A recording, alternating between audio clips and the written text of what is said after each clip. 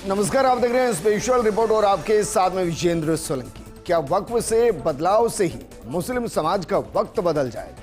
क्योंकि वक्फ बिल में संशोधन के पीछे की मंशा मोदी सरकार यही जता रही और बता रहे कि वक्फ की संपत्ति का अगर सही से इस्तेमाल होता तो आज मुस्लिम समाज सबसे ज्यादा पिछड़ा नहीं बल्कि सबसे ज्यादा समृद्ध होता। तो फिर वक्फ की संपत्ति का सही इस्तेमाल क्यों नहीं किया गया?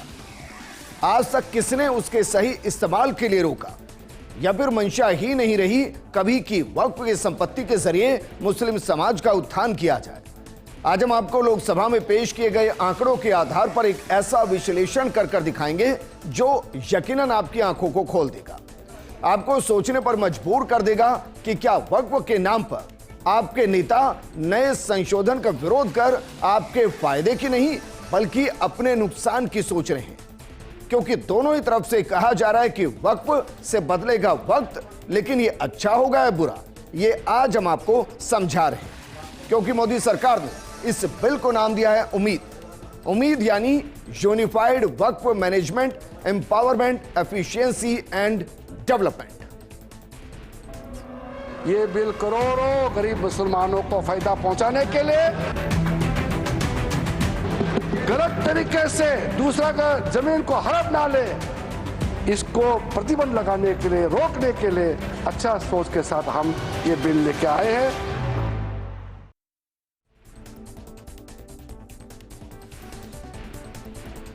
चलिए, सबसे पहले लोकसभा के अंदर किस बहुमत के साथ, किस समर्थन के साथ ये बिल पास हुआ, एक आंकड़ा एक बार आपको दिखाते हैं, जरा देखिए। क्योंकि कल रात को 2 बजे इस पर वोटिंग हुई। समर्थन में 288 वोट पड़े, खिलाफ 232 वोट पड़े और कुल 520 वोट डाले गए थे। बहुमत के साथ लोकसभा में वक्फ संशोधन बिल पास हो गया। लगभग 12 घंटे के आसपास इस पर चर्चा चली और उसके बाद आधी रात को यह बिल निचले सदन के अंदर पास हो गया। लोकसभा में इस बिल के समर्थन में 288 वोट पड़े, जबकि बिल के खिलाफ 232 वोट पड़े और आज राज्यसभा में इस बिल को लेकर वोटिंग होनी और माना जा रहा है कि राज्यसभा से भी यह बिल पास हो जाएगा। लेकिन नए संशोधन बिल की जरूरत क्यों पड़ी और उसके पीछे की वजह क्या रही, जरा मोटे तौर पर आपको समझा रहे हैं। देखिए जरा, जो नए संशोधन बिल की जरूरत आन पड़ी उसके पीछे के मुख्य 4 बिंदु बताए गए। पहला, वक्फ भूमि पर अवैध कब्जा। दूसरा, कुप्रबंधन और स्वामित्व विवाद। तीसरा, संपत्ति पंजीकरण और सर्वेक्षण में देरी। और चौथा, बड़े पैमाने पर मुकदमे और मंत्रालय को शिकायतें। ये 4 बड़े कारण। अभी तक यह कहा जा रहा है कि वक्फ ने गैर मुस्लिम संपत्तियों पर कब्जा किया। सरकारी संपत्तियों को 2013 के संशोधन में 40वें बिंदु की सहायता से उसे कंट्रोल करने की, कब्जाने की कोशिश की। लेकिन इस बिल का मकसद यह भी है कि वक्फ की जो संपत्ति और जिस पर अवैध कब्जा हुआ है उसको भी मुक्त कराया जाए। और ये 4 मुख्य बिंदु जिसके इर्द गिर्द ये पूरा का पूरा बिल घूम रहा है। लेकिन नए वक्फ बोर्ड कानून में बड़े सुधार की दिशा में भी आगे बढ़ा जा रहा है।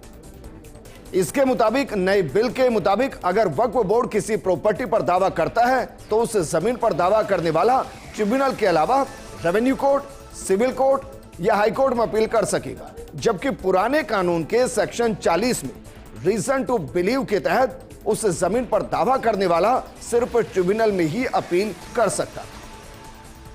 इसके अलावा नया कानून अब वक्फ ट्रिब्यूनल के फैसले के खिलाफ हाईकोर्ट में अपील करने की सुविधा देता है, जबकि पुराना कानून वक्फ ट्रिब्यूनल के फैसले को आखिरी मानता था और उसे चुनौती नहीं दी जा सकती थी, कुछ अगर एक बिंदु को छोड़ दिया जाए।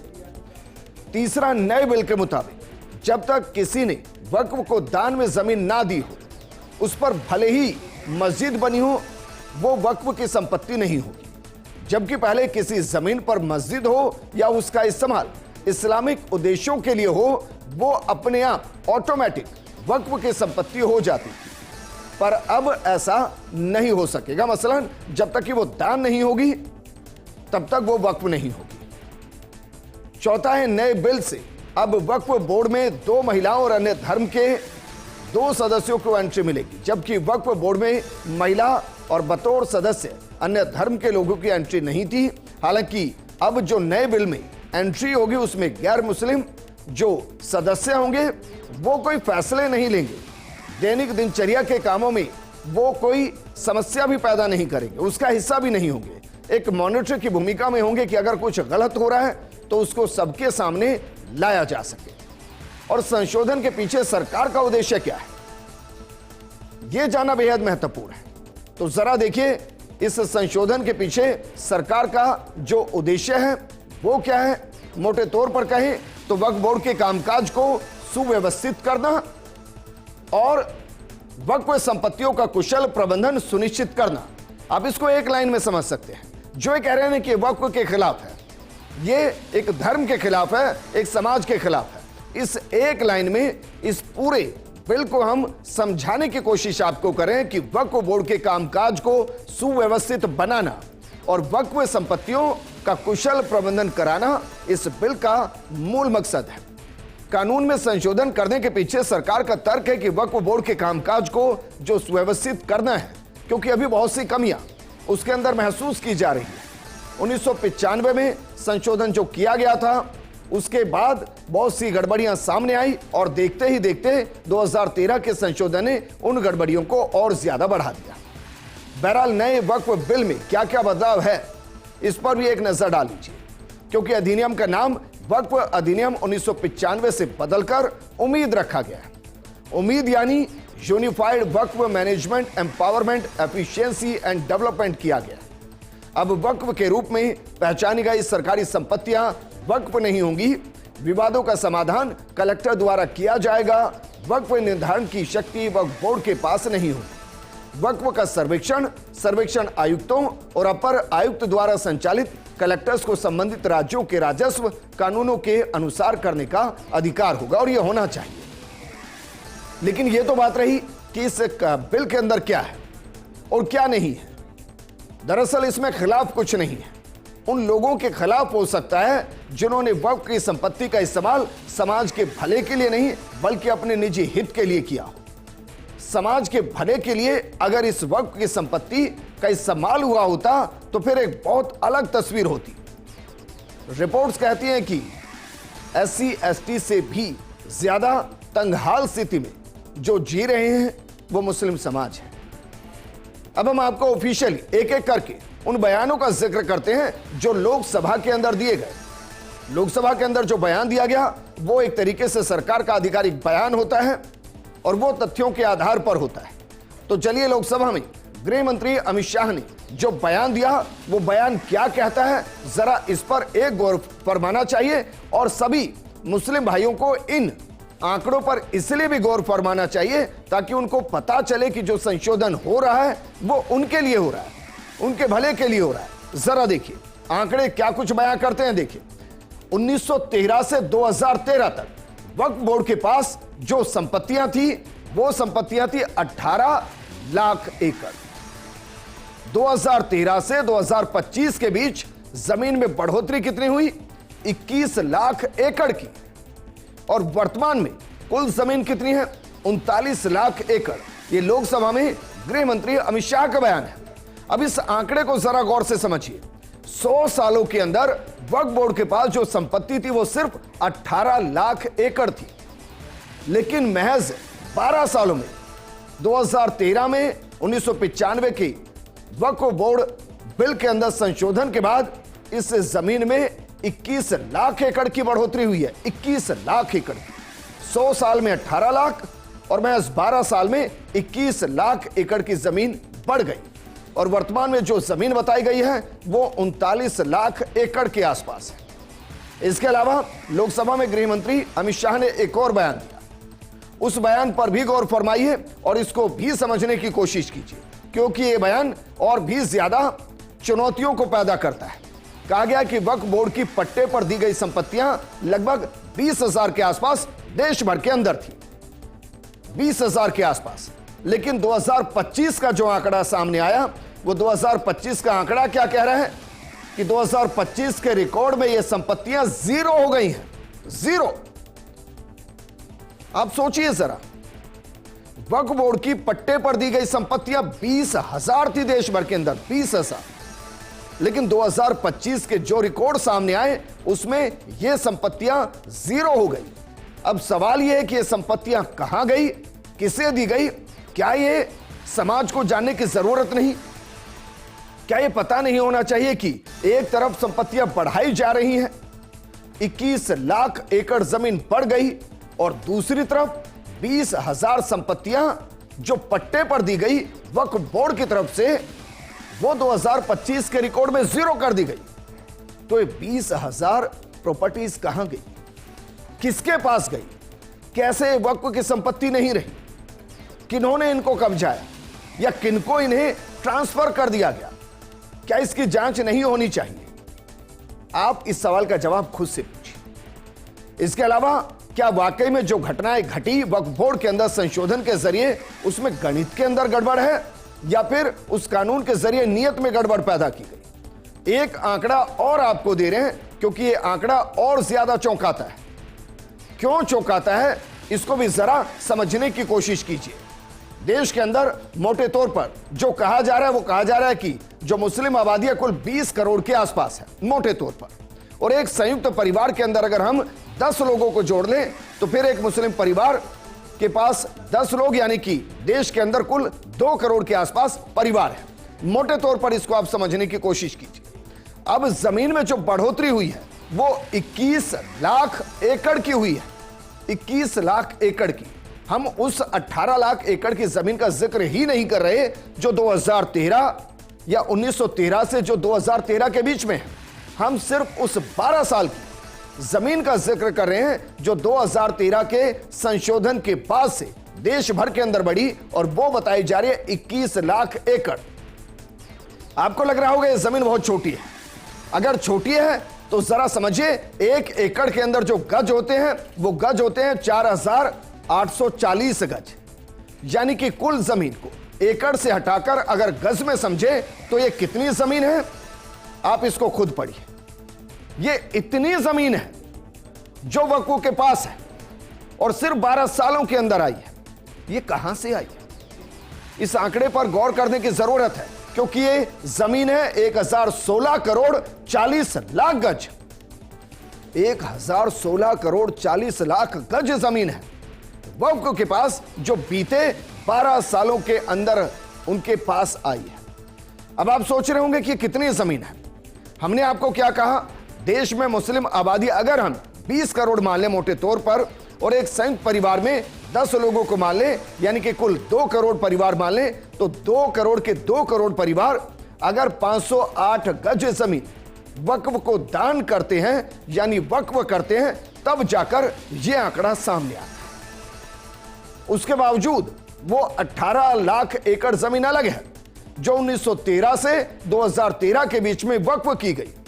इसको उल्टा भी समझ सकते हैं। मसलन जो महज 12 साल में वक्फ की गई जमीन है, अगर उसे हर परिवार को दे दिया जाए तो 508 गज जमीन परिवार के पास होगी। अब ये खुद से पूछिए कि क्या वाकई में जमीन का इस्तेमाल आपके भले के लिए किया गया है। इससे भी बड़ा सवाल, जब आंकड़ा ये कह रहा है कि मुस्लिम आबादी में गरीबी सबसे ज्यादा है, 13.5 लाख के आसपास प्रधानमंत्री आवास योजना के अंतर्गत मुस्लिम परिवारों को आवास दिया गया, तो फिर ये दान करने वाले कौन लोग हैं, ये किसने दान की? इसमें 2 महत्वपूर्ण फैक्ट हैं जिनको बदलने की बात इस बिल में की गई। उसमें पहला है 40 वह जो पॉइंट उसमें कि भाई गैर मुस्लिम जमीन भी वक्फ हो सकती है। तो क्या ये गैर मुस्लिम जमीन जिसको वक्फ किया गया, और उसी में दूसरा इससे भी ज्यादा खतरनाक पॉइंट कि अगर वक्फ कह दे कि ये फला जमीन उसकी, तो उसे वक्फ की मान ली जाएगी। क्या उसके जरिए भी ये 1016 करोड़ 40 लाख गज का जो आंकड़ा है, क्या वो उससे सामने आया है? और क्या यही वजह है कि जो खबरें आती हैं कि 1500 साल पुराना शिव मंदिर वक्फ हो गया, वक्फ ने उस पर अपना दावा ठोका, जो कहा जाता है कि एक पूरा का पूरा गैर मुस्लिम आबादी गांव वक्फ कर दिया गया, वक्फ ने दावा ठोक दिया, क्या वो इसी कानून के जरिए हुआ? और क्या इसी तरीके से देश भर के अंदर जो आंकड़ा सामने आया उसमें सरकार ने भी अलग अलग जगहों पर जो वक्फ को संपत्ति दान की, जो सरकारी संपत्ति थी, किसी व्यक्ति की निजी संपत्ति नहीं जिसको दान कर दिया जाए, क्या उससे यह आंकड़ा सामने आया? बहरहाल एक बार के लिए इस आंकड़े को आप छोड़ दीजिए। सवाल यह कि बीते 10 सालों में, 12 सालों में वक्फ की संपत्ति से आमदनी कितनी बढ़ी और उस आमदनी के जरिए आपको कितना फायदा पहुंचाया गया? क्या कभी आपने यह सवाल किया है किसी से? अगर नहीं किया तो एक आंकड़ा हम आपको दे रहे हैं और इस आंकड़े को जरा गौर से समझिए और समझिए कि वक्फ के नाम पर जो संपत्तियां वक्फ बोर्ड के अंदर पहुंची उसका फायदा मुस्लिम समाज को नहीं मिल रहा है, चंद लोगों को मिल रहा है। और ऐसा हम क्यों कह रहे हैं, जरा इस आंकड़े पर भी आज आपको गौर फरमाना चाहिए जो लोकसभा के अंदर ही पेश किया गया। जरा इस आंकड़े पर गौर फरमाइए। साल 2006 के अंदर जो वक्फ के पास कुल संपत्ति देश भर के अंदर थी वो थी 4.9 लाख संपत्तियां कुल। इससे जो पैसा अर्जित हुआ वो महज 163 करोड़। आपको लग रहा होगा भाई 163 करोड़ तो बहुत ज्यादा होता है। कोई बात नहीं, आगे समझिए। 2016 में यही संपत्ति 4.9 लाख संपत्तियां और इससे आय अर्जित कितनी हुई? 166 करोड़। 10 सालों के अंदर 4.9 लाख संपत्तियों से महज 3 करोड़ की आय में वृद्धि हुई है 10 सालों के अंदर। अब मोटे तौर पर भी अगर 10% भी आय में इजाफा करते हैं तो इन 10 सालों के अंदर यह आंकड़ा बहुत ज्यादा होता है। और चलिए, आपको लग रहा होगा कि सब बरगला रहे हैं, तो हम सच्चर कमेटी का उदाहरण आपको देते हैं। सच्चर कमेटी की रिपोर्ट सामने आई और उस रिपोर्ट में क्या कहा गया? उस रिपोर्ट के अंदर कहा गया कि इसी 10 सालों के अंदर यानी कि 2006 से 2016 के बीच में जो 4.9 कुल संपत्तियां रही, 4.9 लाख जो संपत्तियां रही, उससे कुल आय अर्जित होनी चाहिए थी 12,000 करोड़। और संपत्ति से आय कितनी अर्जित हुई? महज 166 करोड़। अब जरा सोचिए इसको, हम 2016 नहीं, हम 2025 में हैं। जो कुल संपत्तियों का आंकड़ा है वो 9 लाख के आसपास संपत्तियां लगभग दोगुनी है और उस दौरान 12,000 करोड़ के आसपास का आंकलन था। इसमें अगर आप संपत्ति के हिसाब से बिना इन्फ्लेशन भी अगर बढ़ोतरी कर देते हैं तो 25,000 करोड़ के आसपास की संपत्ति से आय अर्जित होनी चाहिए। और जो आंकड़ा दिया जा रहा है वो क्या है? महज 200-225 करोड़, सिर्फ 225 करोड़ के आसपास। जबकि ये आय बिना इन्फ्लेशन जोड़ लें, बिना हर साल 10% के इजाफे के जोड़ दें तो भी ये 25 से 30 हजार करोड़ के आसपास होना चाहिए। और इसी पर सरकार का पूरा ध्यान केंद्रित है कि जब इतनी ज्यादा संपत्ति वक्फ के पास है तो फिर मुस्लिम समुदाय गरीबी की जिंदगी क्यों जी रहा है, बच्चों को शिक्षा क्यों नहीं मिल रही है और इस संपत्ति का सदुपयोग क्यों नहीं हो रहा।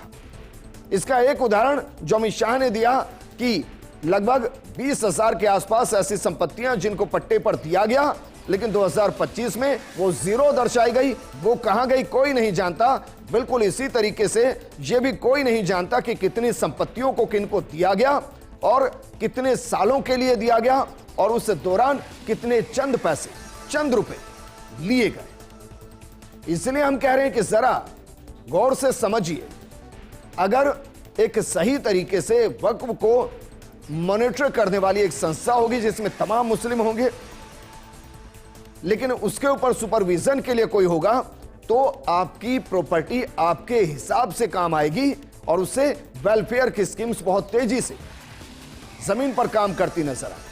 क्योंकि यह सवाल आपको खुद से भी करना है कि आप जिस इलाके में रह रहे हैं उसमें आपके इर्द गिर्द कितने लोग गरीब हैं। हम कहेंगे शायद ज्यादातर लोग गरीब हों, उनमें से कितने ऐसे हैं जिनको वक्फ ने संपत्ति दी है गुजर बसर करने के लिए कि हमारे पास ये संपत्ति है, हम इसको 100 रुपए 200 रुपए मासिक पर आपको दे रहे हैं, आप अपना रोजगार खड़ा कीजिए। ये पूछिएगा जरा, इसका जवाब आपको मिलेगा और उस जवाब के साथ ही आपको समझ में आएगा कि यह संशोधन कितना जरूरी और कैसे वक्फ के नाम पर अभी तक सभी को अंधेरे में रखा जा रहा था और इसे पूरे तरीके से धर्म के साथ जोड़ने की कोशिश की गई, जबकि वक्फ का धर्म के साथ सीधा कनेक्शन कुछ नहीं। ये एक तरीके का कानून और बोर्ड है जिसके पास अपनी शक्तियां, उन शक्तियों को 2013 में और बढ़ा दिया गया और उन्हीं शक्तियों का इस्तेमाल करते हुए जमीन तो ली गई, लेकिन मुस्लिम समाज के लिए उससे कोई फायदा नहीं हुआ। और यही वजह है कि केंद्र सरकार की शक्तियां राज्य सरकारें कभी भी वक्फ खातों का ऑडिट कर सकती है। और ये होना चाहिए, ऑडिट होना चाहिए भाई, हर साल ऑडिट होना चाहिए कि भाई इस बार आपकी आय में कितना इजाफा हुआ है, अगर इजाफा नहीं हुआ तो क्यों नहीं हुआ, अगर हुआ है तो उस पैसे का इस्तेमाल आप वेलफेयर के लिए कितना कर रहे हैं। केंद्र सरकार को वक्फ पंजीकरण और खातों और लेखा परीक्षण का नियम बनाने का अधिकार दिया गया है। शिया वक्फ 15% से अधिक होने पर शिया और सुन्नी के अलग अलग वक्फ बोर्ड होंगे। बोरा और आगा खानी वक्फ बोर्ड की भी अनुमति दी गई है। इसके अलावा बाकायदा केंद्रीय वक्फ परिषद में अब 2 गैर मुस्लिम होंगे।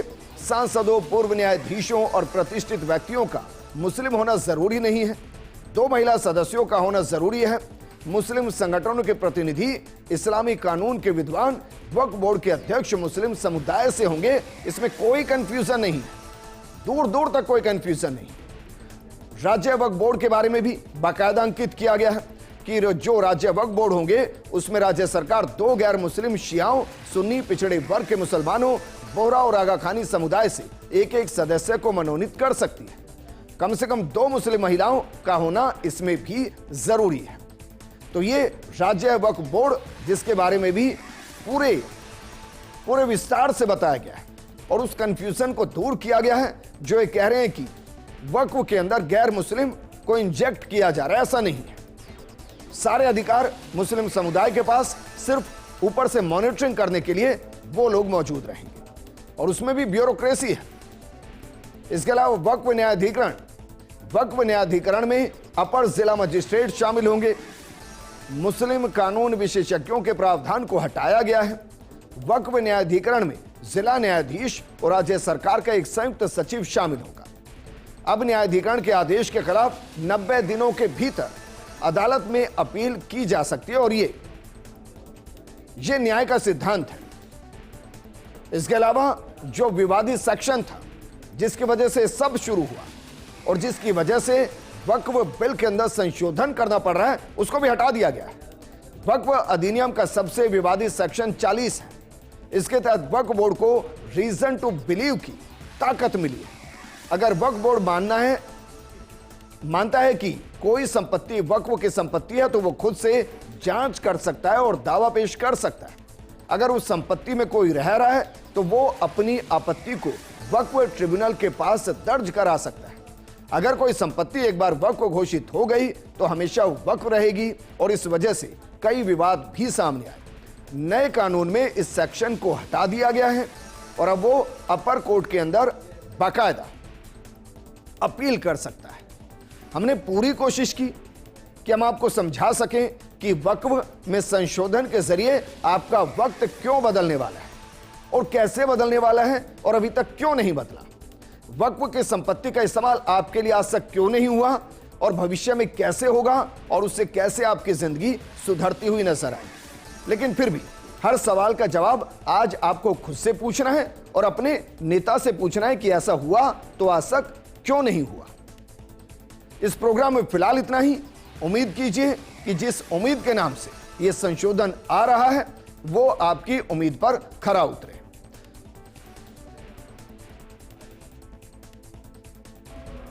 ये बिल करोड़ों गरीब मुसलमानों को फायदा पहुंचाने के लिए